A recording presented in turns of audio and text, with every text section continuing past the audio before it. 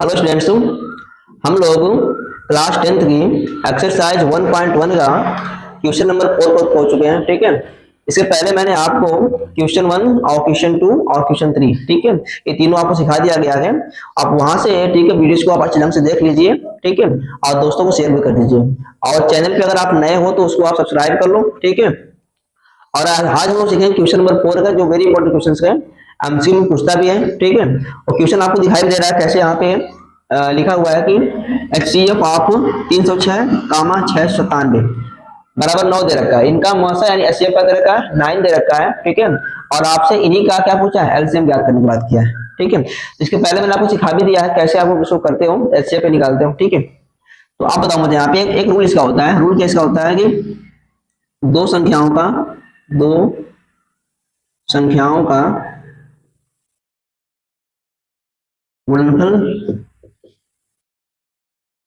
गुणनफल जो होता है एचसीएफ, और गुणा में क्या होता है, एलसीएम के क्या होता है, एलसीएम के बराबर होता है, ठीक है।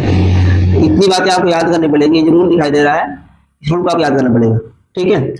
इसमें करना क्या पड़ता है आपको है कि जो रूल यहाँ पे दे रखा है, संख्याएं कौन कौन सी है। संख्याएं आपको देखो, एक संख्या क्या है 306, अगली क्या है 657 दे रखी है। तो लिखो यहाँ पे संख्याओं का, ये 306 लिखना पड़ेगा आपको, और यहाँ पे गुणा का चिन्ह कितना 657 करना पड़ेगा, ठीक है। और आपको ये दिखाई दे रहा है, इनका जो मौसा दिखाई दे रहा है, मौसा कितना है इनका, एचसीएफ कितना दे रखा है 9 है। अब 9 यहाँ पे कर लीजिए। इसके बाद यहाँ पे इनका एलसीएम का दिखाई दे रहा है, एलसीएम, इससे डिवाइड कर जाओ इसको। लगा 306 हो गया, और इंटू 6 5 7 हो गया, और 5 कितना का 9 आ जाएगा, और यहाँ पे हो जाएगा आपका एलसीएम हो जाएगा, ठीक है।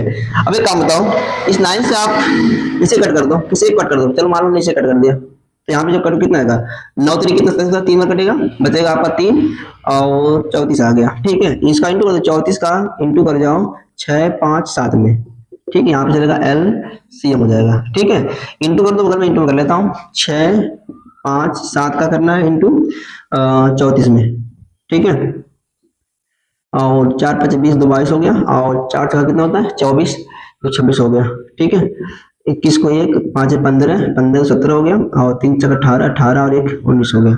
जोड़ दीजिए 8 2 1 3 7 13 को 3 होता है, 9 11 12 हो गया, यहाँ कितना, ठीक है। यानी कि इंटू करने पे 22 आ गया, 3 और 3 कितना 8 आ गया।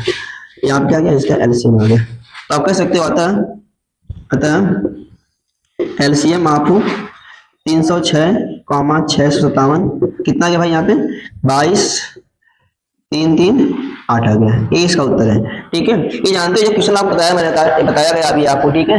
ये एमसीक्यू सवाल के लिए बहुत इंपॉर्टेंट है, ठीक है। इसको अच्छे ढंग से आप तैयार कीजिए। इस टाइप के सवाल आपसे पूछता है एमसीक्यू सवालों में, ओके। अब नेक्स्ट क्वेश्चन करेंगे, तब तक आप इसको आपको नोट कर लीजिए इसको, ठीक है। हम लोग पहुंच चुके हैं क्वेश्चन नंबर 5 पे, ठीक है। इसमें क्या लिखा क्वेश्चन है, लिखा है जांच कीजिए कि किसी प्राकृत संख्या n के लिए संख्या 6 पावर n अंक 0 पर समाप्त हो सकती है। ये आपको जांच भी करनी है। तो जांच आप कैसे करते हो इसको, ठीक है। आज देखते हैं यहाँ पे, इसका मतलब ये है कि यहाँ पे 6 की पावर n क्या है, प्राकृत संख्या है। तो क्या इस पे आप ऐसे कोई पावर लगा सकते हो या संख्या बढ़ा सकते हो, जो इसमें जैसे 1 पावर 2 पावर 3 पावर, तो क्या है इसका जो अंक आएगा, तो बोला है ये 0 पर समाप्त हो सकता है क्या, इसी आप जांच करनी है। जांच कैसे आप करते हो, देखो ऐसे यहाँ पे सवाल दे रखा है 6 पावर का दे रखा है, n दे रखा है, ठीक है। और इसमें जहां जो n है वो क्या है, प्राकृत संख्या है, प्राकृत संख्या है, ठीक है। शुरुआत कहां से होती है, तो n की शुरुआत कहां से होती है, तो सर n की शुरुआत 1 से होती है, 1 होती है 2 होती है, ऐसे होती है, ठीक है। इसमें आप तरीका 2 करने का इसका जो मेथड है 2 करने का है, पर आप ऐसे सीखो इसको। अच्छा बताओ मुझे आप, ठीक है। यहाँ पे आपसे ये कह रखा है कि इसका जो अंक होना चाहिए कहाँ समाप्त हो रहा है, 0 पर समाप्त होना चाहिए। तो जो 0 पर समाप्त अगर कोई अंक होता है, जान दो 0 पर समाप्त, 0 पर समाप्त की बात किया है। तो अगर 0 पर कोई अंक समाप्त होता है तो उसमें देखो 2 संख्या होना, मतलब वो जो संख्या का जो अभाज्यफल होता है वो 2 संख्या होना चाहिए, कम से कम 2 संख्या। कौन कौन सी, एक 5 होना चाहिए, क्या होना चाहिए, 1 2 1 कितना, 1 5 होना चाहिए। गुणा करने में कितना, देखो 10 आ जाएगा। 0 तभी आएगा जब उसमें क्या हो, 1 5 या 1 2, तो ये बन पाएगा 0, नहीं तो बन नहीं सकता 0। आप मुझे बताओ यहाँ पे जो 6 दिखाई दे रहा है, ठीक है, क्या इसका अभाज्य गुणनखंड क्या 2 और 5 के रूप में आ रहा है क्या? अगर नहीं आएगा तो नहीं होगा, आ जाएगा तो हो जाएगा, ठीक है। जैसे हमने बात किया यहाँ पे हमने 20 की बात किया, ठीक है। मुझे बताओ 20 में आप बताओ क्या पता कहो सर यहाँ पे जो 20 होता है, ठीक है, 2 बार 2 आता है, ठीक है, 1 बार 5 आता है। तो मुझे बताओ यहाँ पे 2 और 5 है तभी तो यहाँ पे 0 आया है, तभी आया है। अगर 2 और मान लो कि अगर 2 है 5 नहीं है तब भी नहीं 0 आने वाला है, ठीक है। दोनों होना चाहिए, 2 भी होना चाहिए और 5 भी होना चाहिए, ठीक है। अगर 1 2 और 1 5 दिखाई दे रहा है, ठीक है, हाई 2 तो यहाँ पे और भी है। इसका मतलब है कि अगर आपको 1 0 दिखाना पड़ेगा तो इसमें कम से कम 1 2 आना चाहिए, 1 5 आना चाहिए, गुणा करने तभी तो यहाँ 10 बन रहा है भाई, 1 0 यहाँ पे आ पा रहा है। इसका मतलब ये हुआ कि अगर कोई संख्या दिखाई दे रही है उनका अभाज्य गुणनखंड, अगर 10 की बात करो 10 में समाप्त होने वाला होगा तो उसका अभाज्य गुणनखंड क्या होना चाहिए 2 और 5 सामने से होना जरूरी है। अगर होगा तो नहीं, अगर होगा तो वो संख्या का अंक जो होगा वो शून्य पर समाप्त होगा, अन्यथा नहीं होगा। तो मुझे बताइए यहाँ पे 6 पर n दिखाई दे रहा है, तो अब मुझे बताओ यहाँ पे जो 6 दिखाई दे रहा है, ठीक है, पावर में n दिखाई दे रहा है, क्या इसको हम ऐसे कर सकते हैं क्या 2 × 3 कर सकते हैं? आप पावर लगा दें। आप मुझे बताओ यहाँ पे, ठीक है, आप मुझे बता दो यहाँ पे क्या इसका जो 6 का अभाज्य गुणनखंड क्या 2 और 5 आ रहा है? नहीं आ रहा है। आप देखो 2 तो है 5 नहीं है, जब तक 5 नहीं आएगा और 2 नहीं आएगा तो 0 बन नहीं पाएगा, तब तक इसका इकाई का अंक आप कह सकते हो संख्या जो है शून्य समाप्त नहीं हो सकती है। तो इसका मतलब है कि क्या पड़ेगा यहाँ पे, क्योंकि 6 यानी 6 के अभाज्य गुणनखंड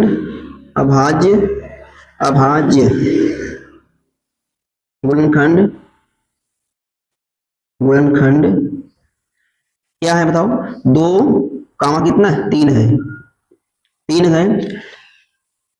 क्योंकि यदि अच्छा 3 है लेकिन यहाँ पे अतः या इसलिए अतः 6 पावर n किसी प्राकृत संख्या के लिए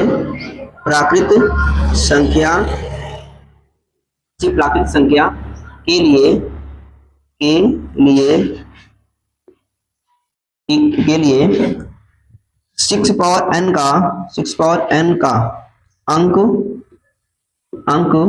शून्य तो 0 ऐसे शून्य पर समाप्त नहीं हो सकता है, समाप्त नहीं हो सकता है।